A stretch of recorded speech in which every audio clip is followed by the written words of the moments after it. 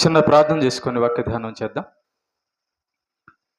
పరలోకమందున మా కన్న తండ్రి, నీ యొక్క పరిశుద్ధమైన పాదాలకు నమస్కారం తెలియచేస్తూ ఉన్నాం. మరొక ఆదివారాన్ని మాకు దయచేసినందుకు స్తోత్రాలు. అయ్యా, చదవబోతున్నటువంటి యొక్క లేఖన భాగంలో నుంచి మా అందరితో కూడా మాట్లాడండి, మాకు నేర్పించండి. వినగల చెవులు, గ్రహించగల మనసు దయచేయండి తండ్రి. అభ్యంతరపరచ చూచే సాతాను, దురాత్మ, చీకటి శక్తుల ప్రభావాన్ని తొలగించండి. నీ కొరకు ఉన్నతంగా మేము నేర్చుకున్నట్లుగా బలపరచండి. నీ పక్షాన నీవు నిలబెట్టిన నీ దాసునైన నేను అల్పజ్ఞుడను, పాపిని, నిష్ప్రయోజకుడును. కేవలం నీ ప్రేమ, నీ కృపచేత మాత్రమే నీవు నిలబెట్టావు. కాబట్టి నాయన, నీవే మహిమ పొందమని, నీవే సమస్తాన్ని నడిపించమని ప్రభు అయిన యేసుక్రీస్తు పేరిట ఈ ప్రార్థన మీకు సమర్పిస్తున్నాము తండ్రి. ఆమెన్. ప్రేమన దేవుని పిల్లారా, గత కొన్ని వారాలుగా మనం యేసుక్రీస్తు ప్రభువు రెండవ రాకడకు ముందు జరిగేటటువంటి సూచనలు ఏంటో గమనిస్తూ ఉన్నాం. ఎందుకు ఈ సూచనలు దేవుడు మనకు తెలియజేశాడంటే, పరలోకానికి వెళ్ళడం ప్రతి ఒక్కడు కూడా చేయాల్సిన పని, నరకానికి ఎవరు కూడా వెళ్ళకూడదని దేవుని యొక్క చిత్తం. కనుక ఆ యొక్క దేవుని చిత్తపు ప్రకారము మనలందరినీ కూడా కాపాడాలని, ఆయన మనల్ని రక్షించాలనుకొని ఈ యొక్క విషయాలన్నీ కూడా మనకు ముందు తెలియచేస్తూ, ముందుగా హెచ్చరించు వాక్యాన్ని రాపించాడు అనమాట. కాబట్టి గత వారంలో మనం మత్తయి సువార్త 24వ అధ్యాయము ధ్యానిస్తూ ఉన్నాం. ఈ యొక్క వారంలో మత్తయి సువార్త 24వ అధ్యాయము 32 నుంచి మనం ధ్యానిస్తాం. 32వ వచనం నుంచి మత్తయి సువార్త 24వ అధ్యాయము 32వ వచనం చదవండి ఎవరన్నా. అంజూరపు చెట్టును చూచి ఒక ఉపమానము నేర్చుకొనుడి. అంజూరపు కొమ్మ లేతదై చిగిరించునప్పుడు వసంతకాలము ఇంకా సమీపముగా ఉన్నదని మీకు తెలియను. చాలమ్మా. ఇక్కడ యేసు ప్రభు తన రాకడకు ముందు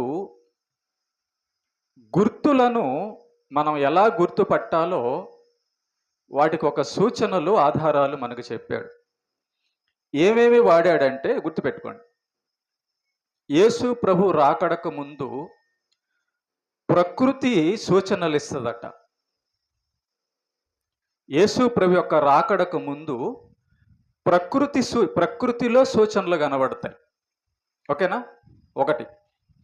రెండోది, యేసు ప్రభు యొక్క రాకడకు ముందు మనుషులలో సూచనలు కనబడతాయి. రెండోది, మనుషులను చూసినప్పుడు ఆయన రాకడ దగ్గరగా ఉందని మనం అర్థం చేసుకునేటట్లుగా యేసు ప్రభు రాకడకు ముందు మనుషులలో సూచనలు కనబడతాయి. రెండోది. మూడోదిగా యేసు ప్రభును నమ్మాము అనుకున్నటువంటి పాస్టర్లలో దైవ సేవకులు అనగా దాసులలో ఈ సూచనలు కనబడతాయి. యేసు ప్రభు యొక్క రెండవ రాకడకు ముందు పాస్టర్లను చూసి యేసు ప్రభు రాకడ దగ్గరగా ఉందని చెప్పని కనుక్కోవచ్చట. ఇక నాలుగోదిగా క్రైస్తవులలో విశ్వాసులు ఉంటారు కదా, ఆ విశ్వాసులను చూసి, అంటే చర్చికి వచ్చే వాళ్ళను చూచి, విశ్వాసులను చూచి అంట సూచన కనుక్కోవచ్చంట. మొత్తం 4. యేసు ప్రభు రాకడకు ముందు ఈ 4గిట్లో మనం సూచనలు చూడొచ్చట. యేసు ప్రభు ఇంకా రాకడ దగ్గర పడింది, యేసు ప్రభు ఇక త్వరగా రాబోతున్నాడు అని అంట. యేసు ప్రభు ఈ 4గిట్లో సూచనలు మనకు చూపిస్తున్నాడు. ఏంటేంటి? మొట్టమొదటిది ప్రకృతి, రెండవది మనుషులు, మూడవది పాస్టర్లు, నాలుగవది విశ్వాసులు. ఓకే? వాళ్ళను చూసట మనం యేసు ప్రభు రాకడ దగ్గర పడింది అని చెప్పని మనం జాగ్రత్త పడ్డానికి ఆ సూచనలు వచ్చట. ఆ 4 అంటూ ఇప్పుడు ఈ వచనాల్లో మనం ధ్యానం చేస్తాం. ఓకేనా?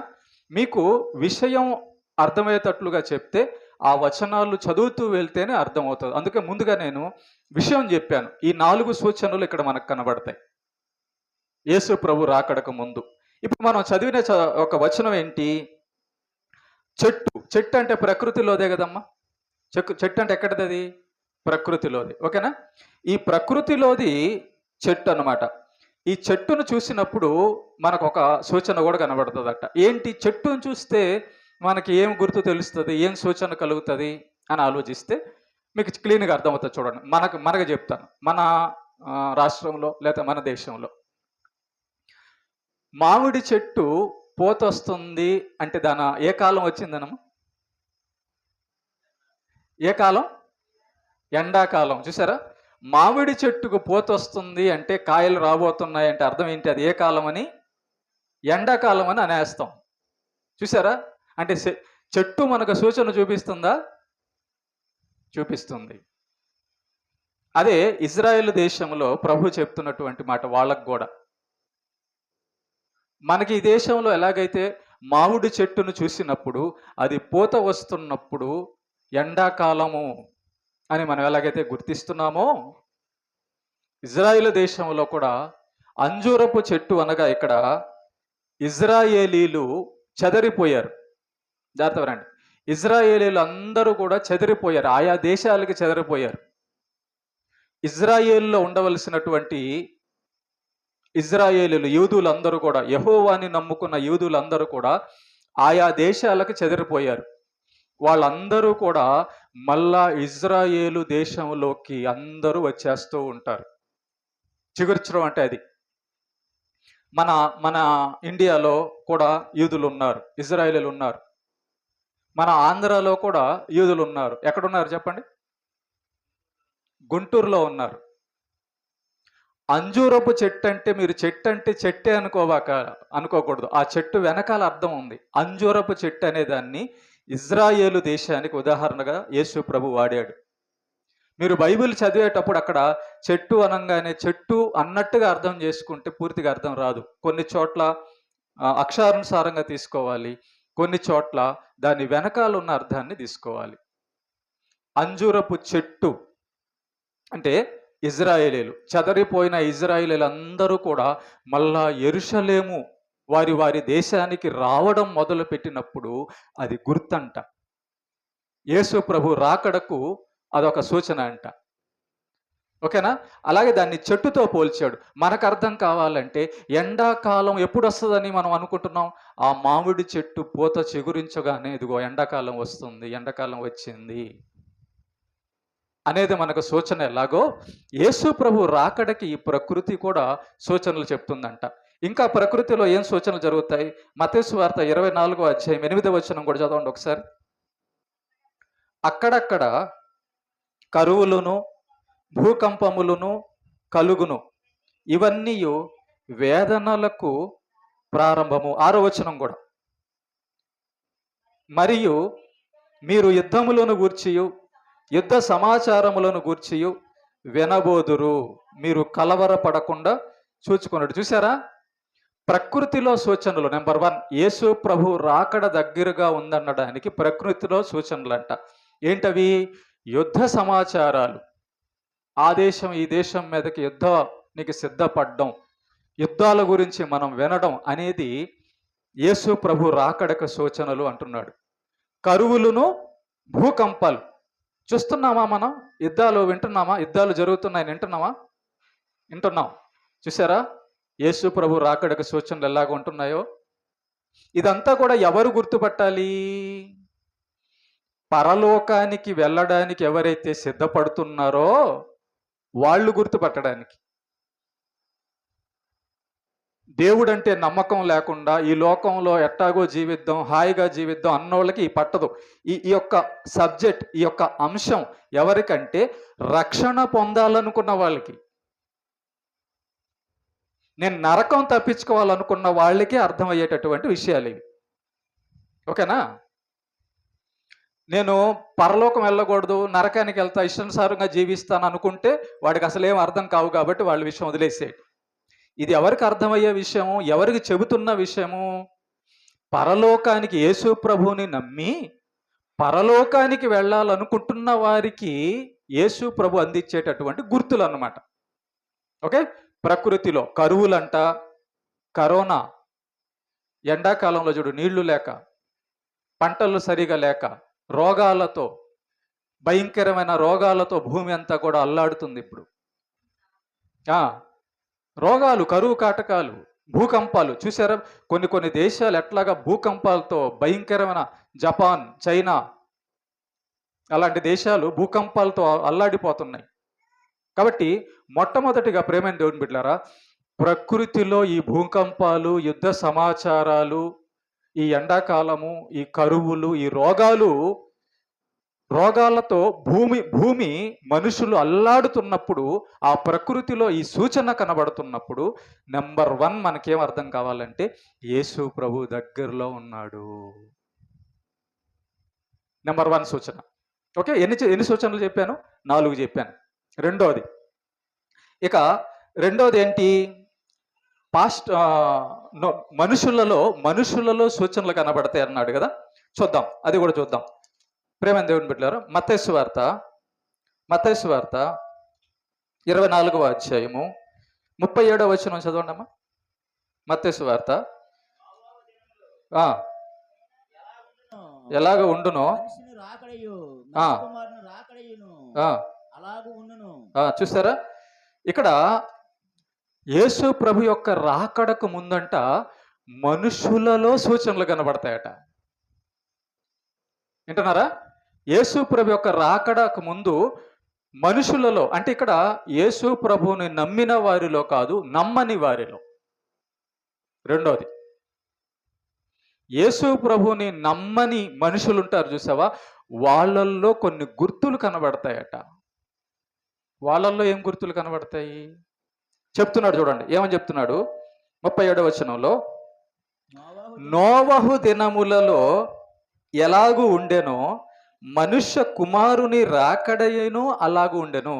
అంటే అర్థం ఏంటంటే, నోవహు దినాల్లో మనుషులు ఎలా ఉన్నారు? అసలు జలప్రళయం ఎందుకు వచ్చింది ఆ రోజులో?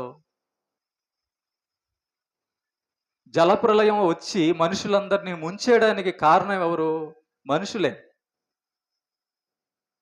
మనుషులందరూ భయంకరమైన పాపం చేస్తూ దేవునికి విరుద్ధంగా బతుకుతున్నందు వలన దేవునికి కోపం వచ్చి జలప్రళయం తెప్పించి మనుషులందరినీ కూడా నాశనం చేయడం జరిగింది. ఇప్పుడు యేసు ప్రభువు కూడా రెండోసారి రాబోయేది 2 విషయాల కోసం. ఒకటి, మనుషులందరినీ నాశనం చేసి నరకానికి పంపించడానికి. రెండోది, తనను నమ్ముకున్న వారిని పరలోకం పంపించడానికి. నాశనము ఉంది, రక్షణ ఉంది. ఓకే, రెండోదంట, మనుషులను చూసి మనం యేసు ప్రభు రాకడ దగ్గరగా ఉంది అని అనుకోవాలట. మీకు ఒక ఉదాహరణ చెప్తాను, ఇది మనం ఈ వచనం లోపలికి వెళ్ళబోయే ముందు. పాతకాలంలో ఉన్న మంచికి ఇప్పుడున్న మంచికి ఏం తేడా లేదండి. పాతకాలం కంటే ఇప్పుడు మనుషులే చాలా నీతిగా, చాలా మంచిగా ఉన్నారు అంటారా? కాదండి, కొంచెం పాతకాలంలోనే మంచి ఉంది, ఇప్పుడు అసలు మంచి అనేది లేదంటారా? ఏది కరెక్ట్? పాతకాలంలో కొంచెం మంచి ఉంది, ఇప్పుడు ఆ కొంచెం ఉన్న మంచి కూడా కనబడడం లేదు. అవునా? చిన్న పిల్లల కానించి వృద్ధుల వరకు అందరూ కూడా భయంకరంగా మారిపోయారు. Yes or no? అవును. చూడండి, పాతకాలంలో పెద్దలు బుద్ధులు చెప్పేవారు. ఇలా ఎందుకు చేస్తున్నారా అని చెప్పి పిల్లలకు బుద్ధులు చెప్పేవాళ్ళు. అవునా? పాతకాలంలో పిల్లలకి పెద్దలంటే గౌరవం, టీచర్లంటే గౌరవం, భయం ఉండేది. అవునా? గౌరవం ఉండేది, మర్యాదగా మాట్లాడేవాళ్ళు. ఓకేనా?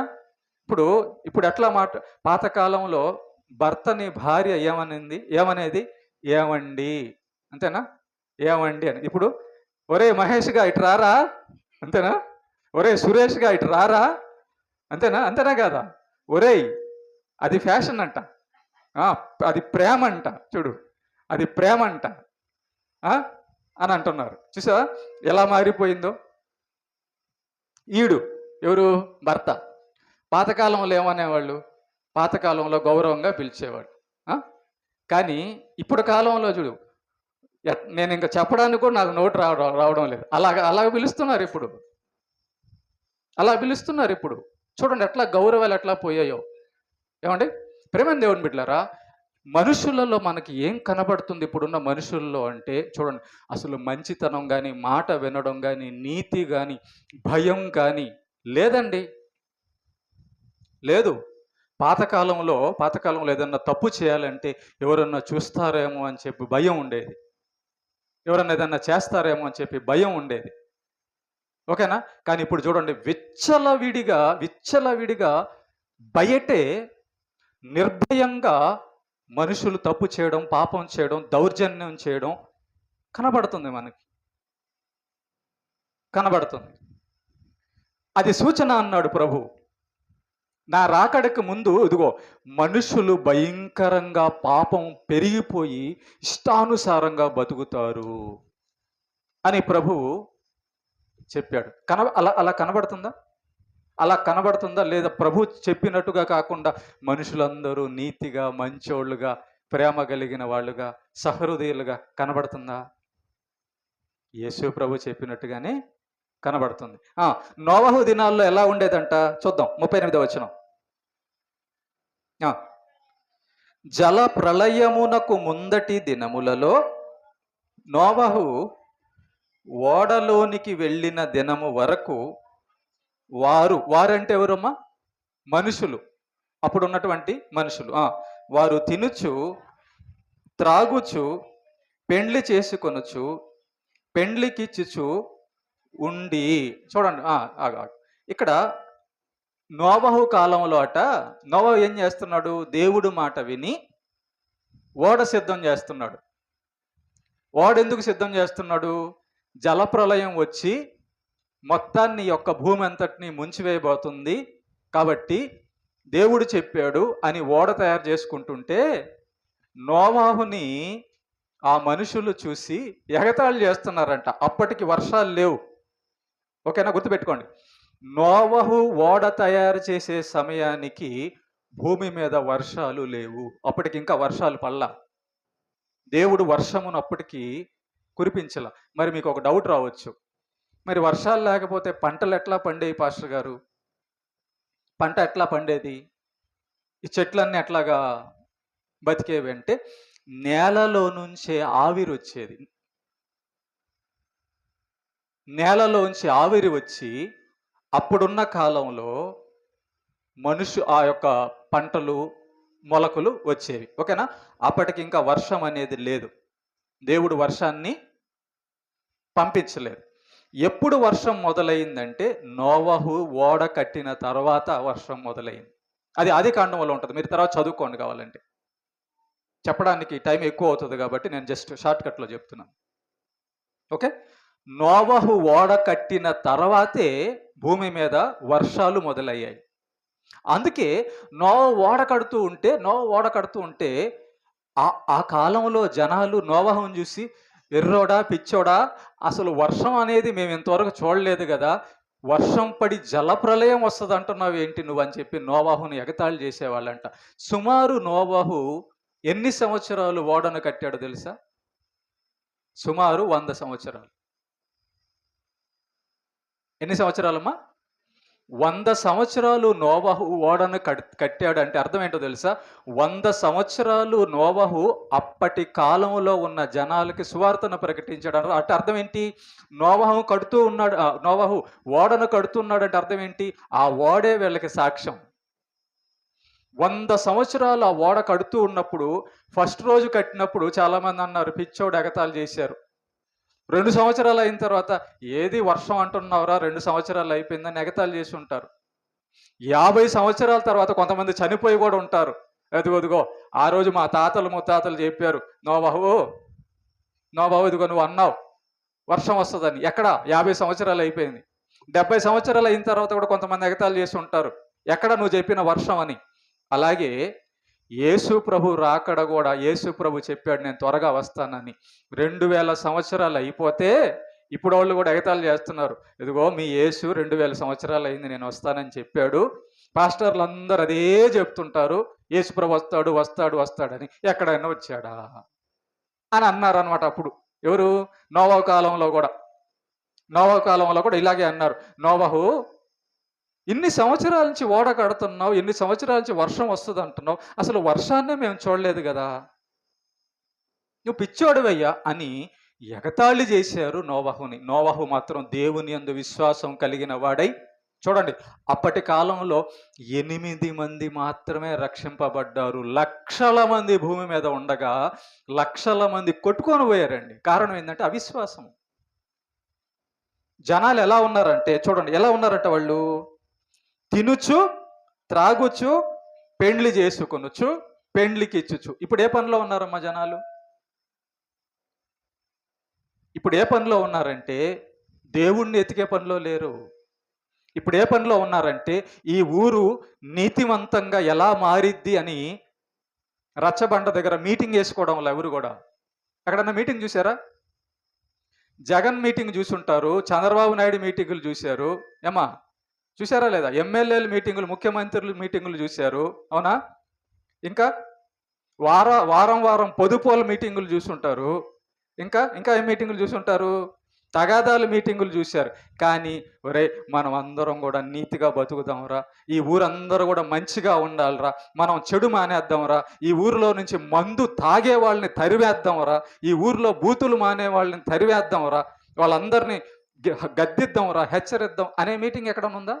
ఉండదు. అలాంటి మీటింగులు ఏమి ఉండవు. మంచి చెబితే వినేవాడు లేడు, ఇంకా ఎదిరిచ్చేవాడు తప్ప. మాకెందుకు మంచి చెప్తున్నావు అని అంటారు. కాబట్టి నోవహు కాలంలో వాళ్ళు ఏం చేస్తున్నారంట?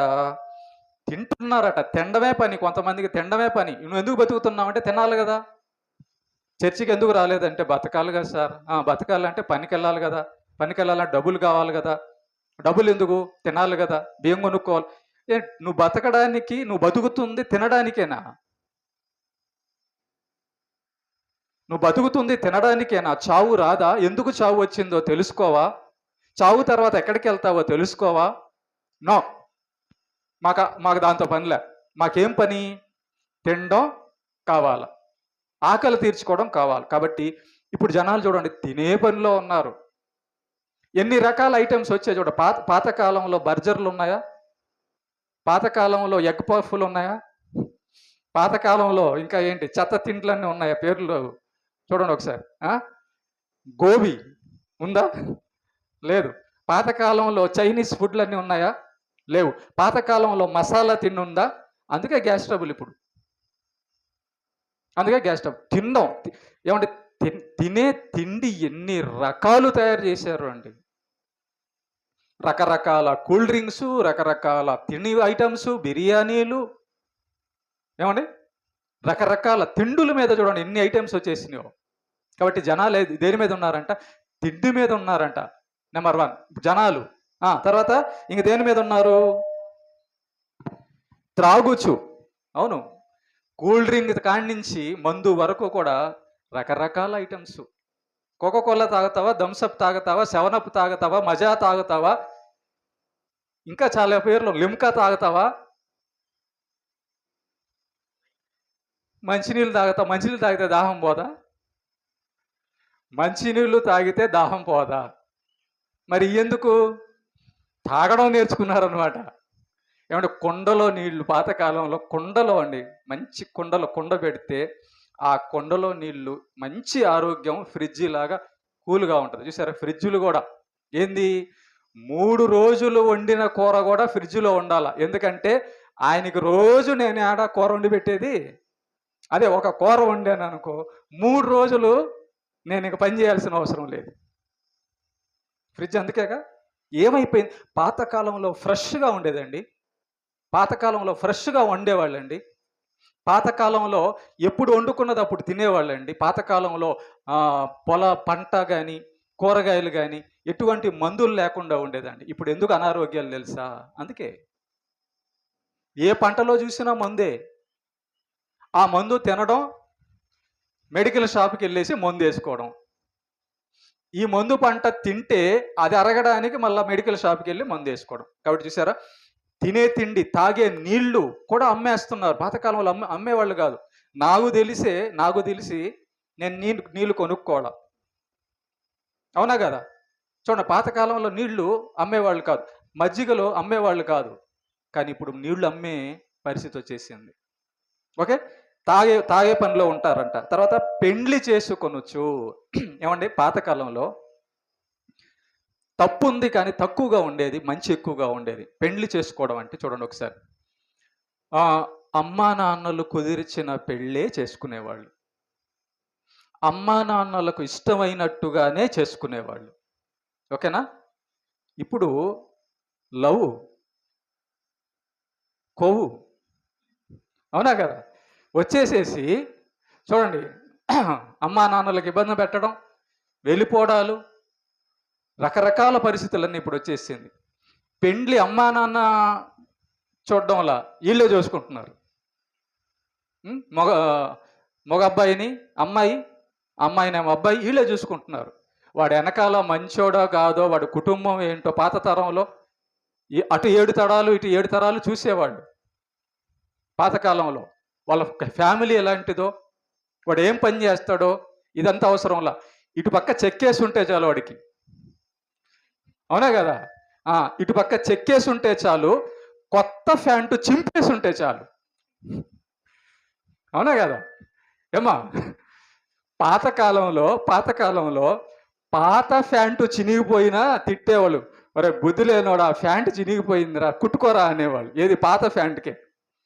అడుక్కునేవాడు కూడా వాడు చినిగిపోయింది వేసుకోడమ్మా, అడుక్కునేవాడు కూడా చినిగిపోయింది వేసుకోడు, అడుక్కునే వాళ్ళు కూడా చినిగిపోయింది వేసుకోరు. చూసారా, కొట్లో ఎలాంటిది కొనుక్కుంటున్నారంటే, కొట్లో ఎలాంటిదంటే కొత్త ప్యాంటు కుట్టి దాన్ని చింపి వేసుకుంటున్నారు. అంటే మనుషులు మెంటలు అయిపోయారన్నమాట, భయంకరమైన పాపులు అయిపోయారన్నమాట, దేవుని యొక్క జ్ఞానం లేని వాళ్ళు అయిపోయారన్నమాట. కాబట్టి చూసారా, పెండ్లి చేసుకొనొచ్చు, అదే పని. ఒక దేవుని యొక్క నియమము, ఒక మంచి మర్యాద లేకుండా జనాంగం మనకు కనబడుతూ ఉంది. చూడండి, సూచనలు మనుషుల్లో ఇంకా ఏంటి, పెండ్లి చేసుకొనొచ్చు, పెండ్లికి ఇచ్చుచు ఉంటున్నారట. ఇంకోటి చూద్దాం. లూకాసు వార్త 17వ అధ్యాయం రండి. లూకాసు వార్త 17వ అధ్యాయము 26వ వచనం. 17వ అధ్యాయము 26వ వచనం. నోవహు దినములలో జరిగినట్లు మనుషుల కుమారుని దినముల్లో కూడా జరుగును. నోవహు ఓడలోనికి వెళ్ళిన దినము వరకు జనులు తినుచు త్రాగుచు పెండ్లాడుచు పెండ్లికి ఇయ్యబడుచు ఉండిరి. అంతలో జలప్రలయం వచ్చి వారిని అందరినీ నాశనం జరిగిను. అలాగా లోతు దినములలో జరిగినట్టును జరుగును. జనులు తినుచు త్రాగుచు కొనుచు అమ్ముచు నారు నాటుచు ఇండ్లు కట్టుచు ఉండిరి. అయితే లోతు సొదొమ విడిచిపోయిన దినమున ఆకాశము నుండి అగ్ని గంధకములు కురిసి వారిని అందరినీ నాశనము చేసిన. జాగ్రత్త వినండి.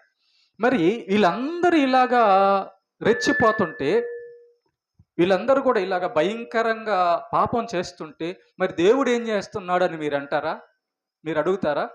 అడిగితే దానికి సమాధానం ఏంటంటే, జాగ్రత్త వినండి, అడిగితే సమాధానం ఏంటంటే, మీరు ఎప్పుడన్నా ఏరోప్లేన్ విమానం కానీ ఎక్కడానికి వెళ్తే, ఎయిర్పోర్ట్కి వెళ్తే, లేదా టికెట్ బుక్ చేసుకుంటే, మీరు విమానంలో ఏ టికెట్ అయితే బుక్ చేసుకున్నారో ఆ యొక్క విమానంలో విమానాశ్రయులు ఏం చేస్తారంటే, దాంట్లో ఉన్నవాళ్ళు విమానం బయలుదేరే ముందు మీకు ఫోన్ చేస్తారు.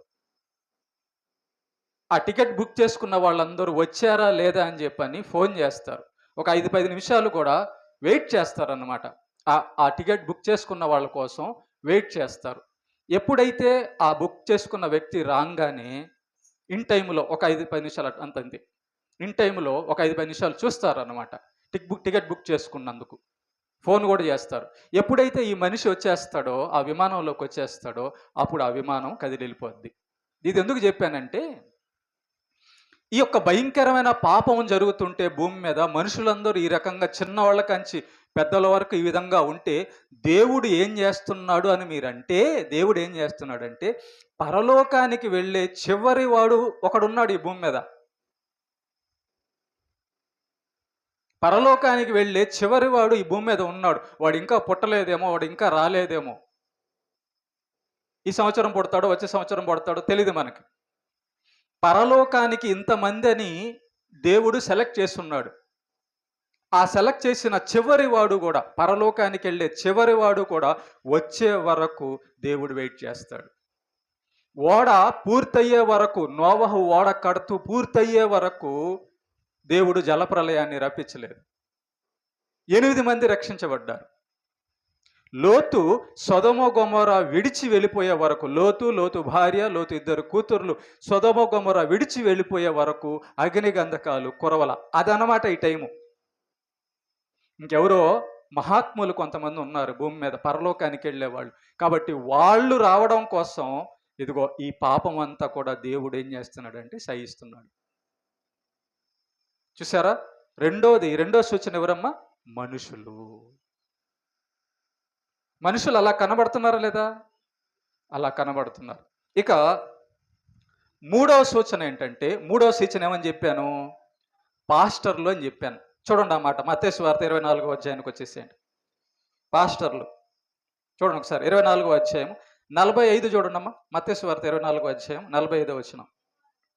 యజమానుడు తన ఇంటి వారికి తగిన వేళ అన్నము పెట్టుటకు వారిపైన ఉంచిన నమ్మకమైన వాడును బుద్ధిమంతుడైన దాసుడెవడు. దేవుడి కృపలో దేవుడు పెట్టిస్తున్నాడు మీకు నా ద్వారా. ఏం పెట్టిస్తున్నాడు? ఇప్పుడు నేను చెప్తున్నానే వాక్యము, ఇదే ఒక అన్నం. ఈ అన్నం వల్లనే మీ ఆత్మ, ఈ అన్నం దేనికి? ఆత్మకు అన్నమాట. ఆత్మకు, శరీరానికి కూడా. ఈ యొక్క వాక్యం అనేటటువంటి ఈ యొక్క వాక్యము, దేవుని మాట ఆత్మీయ ఆహారం అన్నమాట. టయానికి ఇక్కడ ఏమనుందమ్మా? యజమానుడు తన ఇంటి వారికి, అందరు చదవండి ఆ మాట. తగిన వేళ అని ఉందా? ఏమనుంది అక్కడ? చదవండి ఏమ్మా. తగిన వేళ అంటే అర్థం ఏంటి? సరైన సమయానికి. ఓకేనా? మీరు పాస్టర్ గురించి నా గురించి అనుకుంటుంటారేమో, ఈయన ఎప్పుడు చూసినా 10 గంటలకు రాలేదు, 10 గంటలకు రాలేదు, 10 గంటలకు రాలేదని తిడుతుంటాడు. ఆయన సొంత మాట అనుకున్నారా? ఇక్కడ ఉంది చూడండి, తగిన వేళ. టైం ఉంది.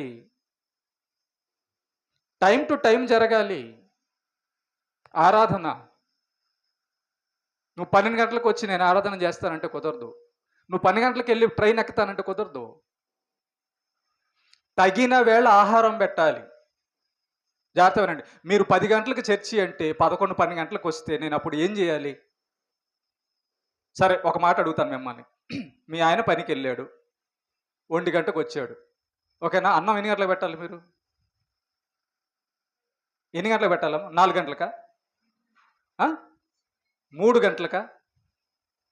అన్నం టయానికి వచ్చాడు, 1 గంటకి కాళ్ళు చేతులు కనుక్కున్నాడు. ఓకేనా? వెంటనే అన్నం పెట్టాలి. తగిన వేళ అంటారు దాన్ని. ఆకలి వేసే వేళ, తగిన వేళ, అన్నం టైం కదా. ఆ టయానికి అన్నం పెట్టేసేయాలి. ఆ టయానికి కాకుండా 4 గంటలకు నువ్వు అన్నం పెట్టాలనుకుంటే అది కరెక్టా కదా? నువ్వే చెప్పేసి. నువ్వు చేస్తున్నది, మీ ఇంటి వారి విషయంలో టయానికి అన్నం పెట్టాలనుకున్నది నువ్వు చేస్తున్నది కరెక్ట్ అయితే, చర్చికి కూడా టయానికి రావాలన్నది కరెక్ట్. మీ ఆయనకు నువ్వు 12 గంటలకు కాదు, 1 గంటకు కాదు, 4 గంటలకు అన్నం పెట్టాలనుకుంటే చర్చికి కూడా అట్లాగే రా. అంటే మీ ఇంట్లో ఒక నీతి, దేవుడికి ఒక నీతి. నువ్వు టయానికి కాగానే, ఆకలిగానే టయానికి తింటావు కదా, అప్పుడు టైం చూస్తావు కదా. అమ్మో 1 గంట అయిపోయింది, మా ఆయనకి అన్నం పెట్టలేదు, మా పిల్లకాయలకి అన్నం పెట్టలేదు.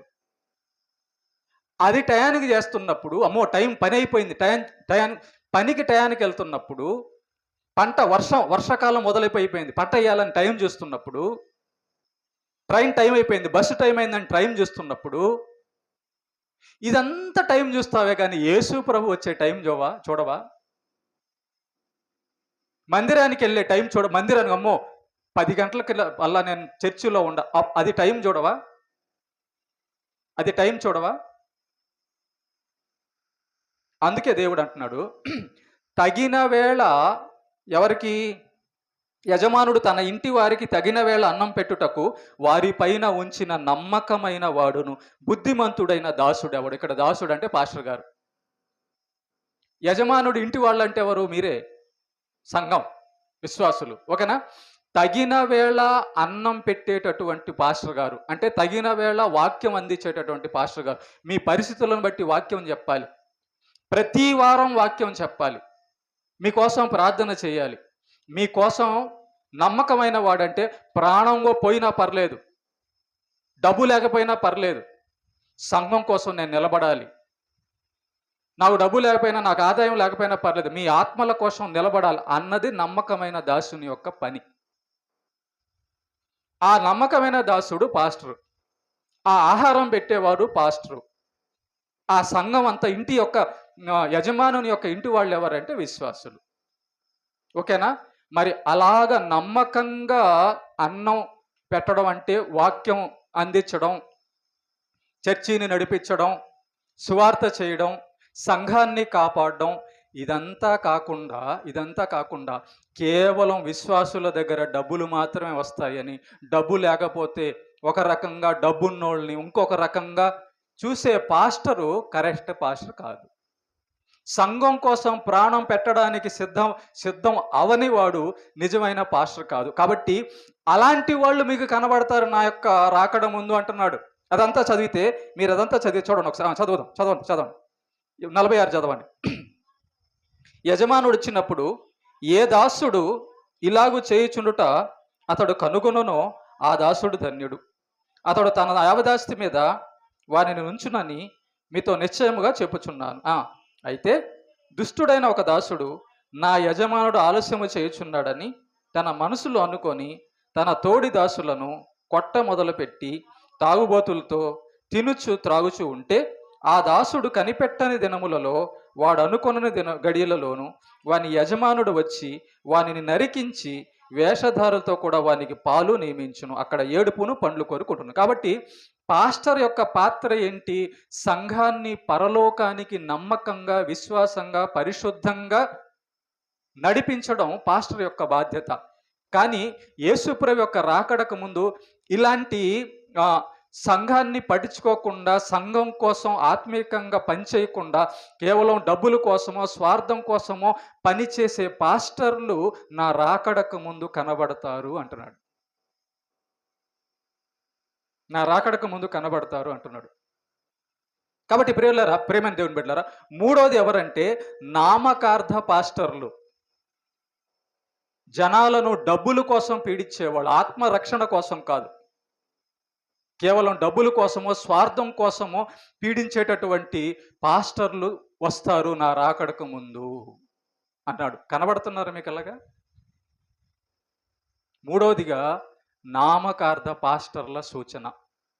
ఓకే, చివరిదిగా నాలుగవది ఏంటి? నామకార్థ విశ్వాసులు. ఏమండి? నామకార్థ విశ్వాసులు గమనిస్తే మనం ఇక్కడ నామకార్థ విశ్వాసులు కూడా ఏంటి? లూకాసు వార్త 18వ అధ్యాయం, లూకాసు వార్త 18:8 వచనం చదవండి. చూడండి ఒకసారి అన్నమాట. ఆయన వారికి త్వరగా న్యాయము తీర్చును, వారి విషయమే కదా ఆయన దీర్ఘశాంతము చూచున్నాడని మీతో చెప్పుచున్నాను. ఇక్కడి నుంచి చూడండి.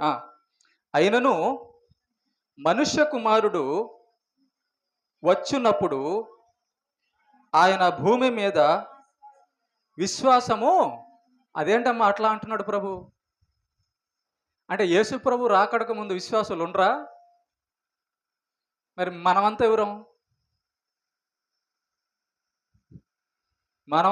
మరి అయినను నా రాకడకు ముందు అసలు విశ్వాసులు ఉంటారా అంటున్నాడు ఆయన. నిజమే. దాని అర్థం ఏంటంటే, కింద ఫుట్ నోట్లో ఉంది చూడు, 2వ నెంబర్ వేసి కింద ఏమని ఉన్నాడు? ఆ విశ్వాసము కనుగొనునా.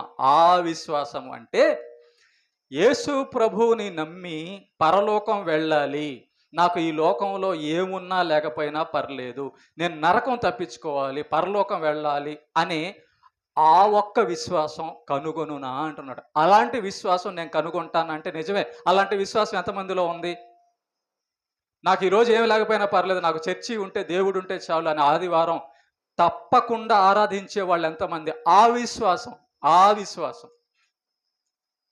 నాకు ఇంట్లో ఇబ్బంది అయినా పర్లేదు, నేను యేసు ప్రభువును విడవను అనే ఆ విశ్వాసం ఉందా? అలాంటి వాళ్ళు ఎంతమంది ఉన్నారు?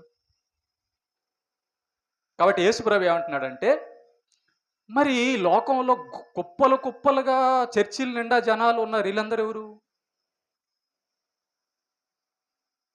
ఆ విశ్వాసం కాదు. వాళ్ళదే విశ్వాసం అంటే, యేసే దగ్గరికి వెళ్తే నా నా కాళ్ళు, కుంటి కాళ్ళు నేరుగా అయిపోద్ది. అంతేనా? యేసే దగ్గరకొస్తే నా జ్వరం పోద్ది. యేసే దగ్గరకొస్తే నాకు డబ్బులొస్తాయి. యేసు ప్రభు దగ్గరికి వస్తే నాకు ఉద్యోగం వస్తది. యేసు ప్రభు దగ్గరికి వస్తే నాకు పెళ్లి అయిపోద్ది. ఈళ్ళనమాట. ఏవండీ? నేను మిమ్మల్ని అడుగుతున్నా.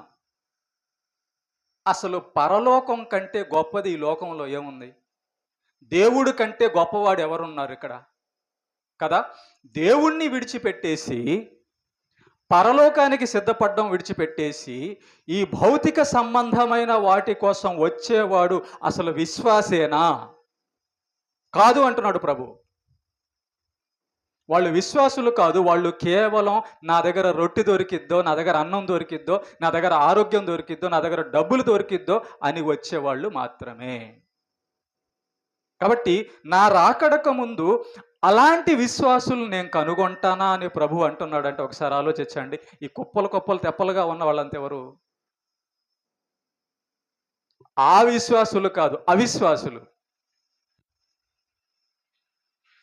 నేను పరలోకానికి వెళ్ళాలి, దేవుడు చెప్పినట్టుగా బతకాలి, నరకం తప్పించుకోవాలి అనేటటువంటి ఆ విశ్వాసం, ఆ త్యాగం, ఆ ప్రార్థన, ఆ వాక్యం ఎక్కడ ఎంతమందిలో కనబడుతుందండి? ఆ నిబంధన, దేవుడు చెప్పిన ఆ నిబంధన, నేను ఖచ్చితంగా టయానికి వెళ్తాను, ఖచ్చితంగా నేను దేవుణ్ణి ఆరాధిస్తా, ఖచ్చితంగా వాక్యం చదువుతా, ఖచ్చితంగా ప్రార్థన చేస్తా, ఖచ్చితంగా నేను సువార్త చేస్తా. ఏరండి ఆ విశ్వాసులేరండి.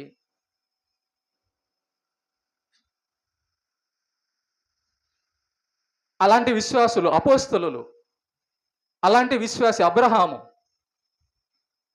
అలాంటి విశ్వాసి దానియేలు, అలాంటి విశ్వాసు నోవహు, అలాంటి విశ్వాసి లోతు, అలాంటి విశ్వాసి పేతురు, అలాంటి విశ్వాసి మోషే, అలాంటి విశ్వాసి దావీదు. ఆ విశ్వాసం యేసు ప్రభు రాకడకు ముందు క్రైస్తవులు అనబడుతున్న వారిలో కనబడదు. నిజమేగా? ఇప్పుడు అదేగా మనం చూస్తున్నాం. నిజంగా నేను పరలోకం వెళ్ళడానికి సిద్ధపడుతున్నాను, యేసు ప్రభు ఉంటే నాకు చాలండి, ఇంకేం అక్కర్లేదు అన్నోడు ఏ మాట అంటాడు తెలుసా?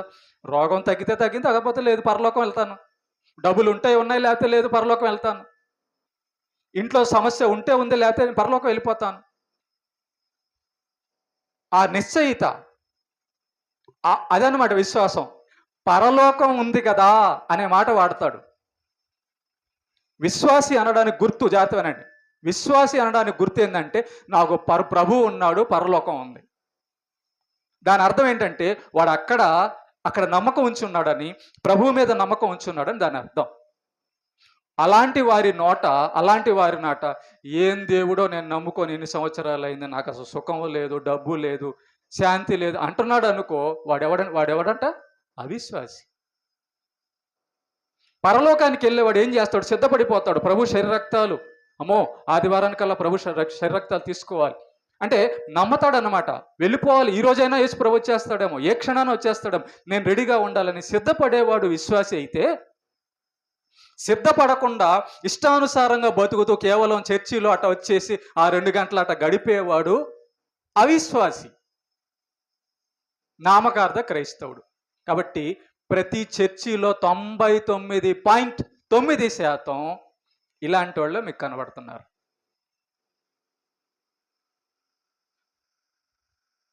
చర్చిల్లో దావీదు, మోషే, పేతురు, పౌలులు ఉన్నారా? అలాంటి వాళ్ళు ఉన్నారా? మరియమ్మ లాంటి వాళ్ళు ఉన్నారా? ఎస్తేరు లాంటి వాళ్ళు ఉన్నారా? లుదియా లాంటి వాళ్ళు ఉన్నారా? వాళ్ళు కదా విశ్వాసులు. మరి మనమంతా ఎవరం?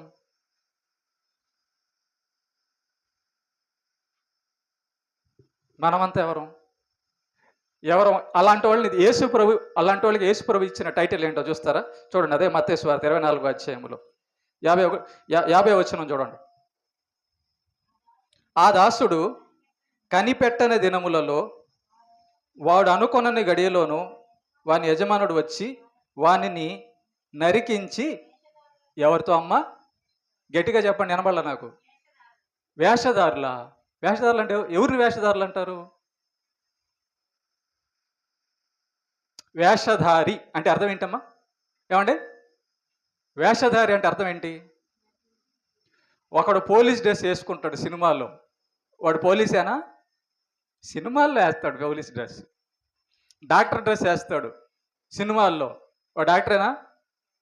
సినిమా హీరోలు పోలీస్ డ్రెస్ వేస్తారు కదా.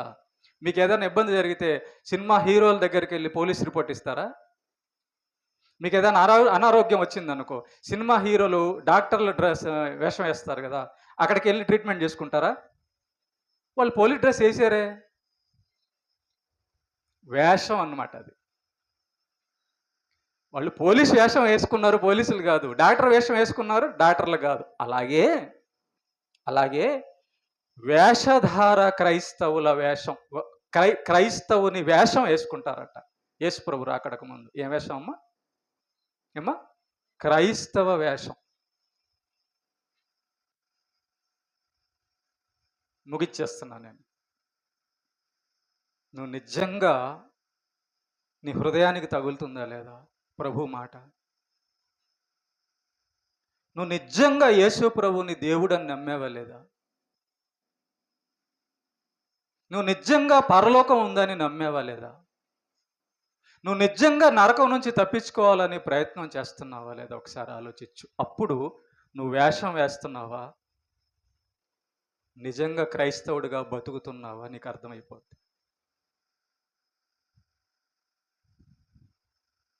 పాటలు పాడితే మనం పరలోకం వెళ్తామండి?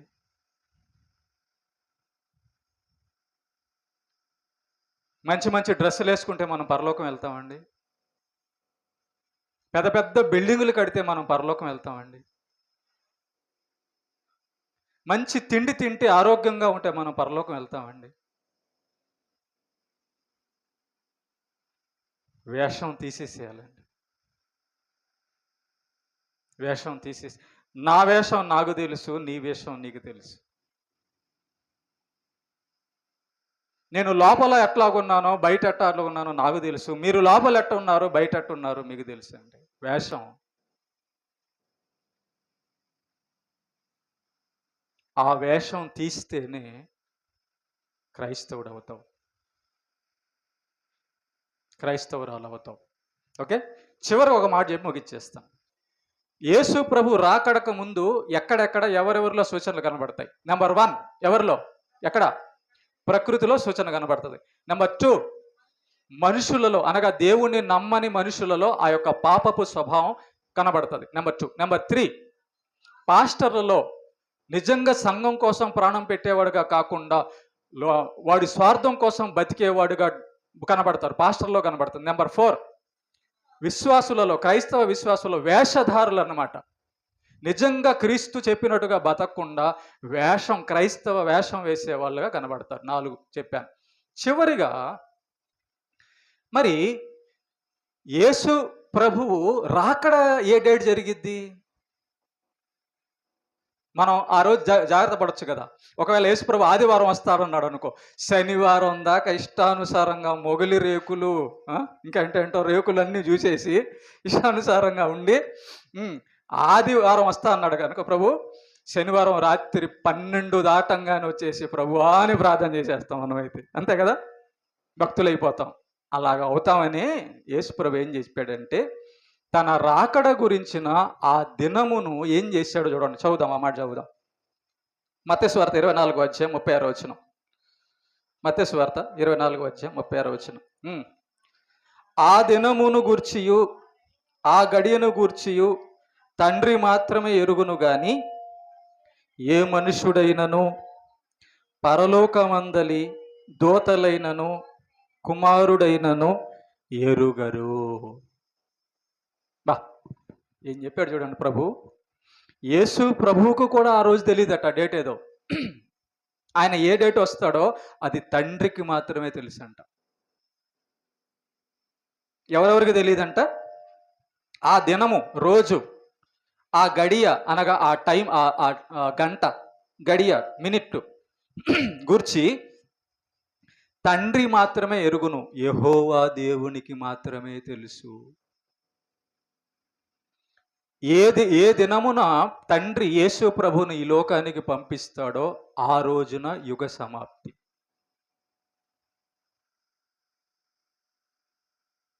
ఆ దినం దేవదూతలకు కూడా తెలియదట. కానీ సాతానుగాడు ఈ సూచనలన్నీ చూస్తూ జాగ్రత్త పడుతున్నాడు, ఎక్కువ మందిని నరకానికి తీసుకెళ్లాలని. ఆ దినము తెలియదు. 42వ వచనం. కావున ఏ దినమున మీ ప్రభు వచ్చునో మీకు తెలియదు గనుక మెలకువగా ఉండండి. చూసారా, దొంగ వచ్చేటప్పుడు ఎట్టుంటాం మనం? బంగారం జేబులో పెట్టుకున్నప్పుడు ఎట్టుంటాం? డబ్బులు కట్ట 500 కట్ట పక్కన ఉన్నప్పుడు ఎట్టుంటామమ్మా? పాము పక్కన ఉన్నప్పుడు ఎట్టుంటామమ్మా? సింహం పక్కనే ఉన్నప్పుడు ఎట్టుంటామమ్మా? పరీక్షలు వస్తున్నప్పుడు ఎట్టుంటామమ్మా? ఓకేనా? కనుక అలా ఉండాలంట. ఓకేనా? మెలకువగా ఉండాలి. మనతో చెప్తున్నాడు, ఇప్పుడు లాస్ట్గా మనతో చెప్తున్నాడు. ఎవరితో? పరలోకం వెళ్ళాలి అనుకున్న వాడితో, ప్రభువును నమ్మేవాడితో, విశ్వాసితో చెప్తున్నాడు. ఏమని చెప్తున్నాడు అంటే, మీరు మెలకువగా ఉండుడి. 44. మీరు అనుకొనని గడియలో మనుష్య కుమారుడు వచ్చును గనుకనే మీరును మీరును మీరును సిద్ధంగా ఉండడని శిష్యులతో చెప్తున్నాడు, మనతో చెప్తున్నాడు.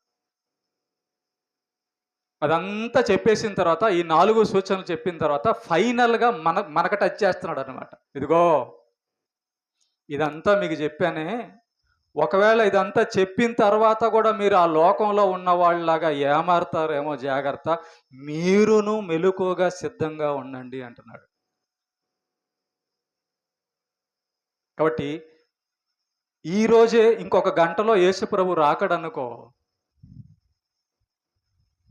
ఆదివారానికి నువ్వు ఎక్కడ ఉండాలో ఒకసారి ఆలోచించు. ఆదివారానికి నువ్వు ఎలా ఉండాలో ఆలోచించు.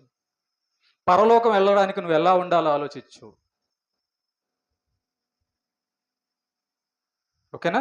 కనుక యేసు ప్రభు యొక్క రాకడక ముందు ఈ సూచనలన్నీ వస్తాయన్నాడు. ఈ సూచనలన్నీ మనకు కనబడుతున్నాయి. Okay, right.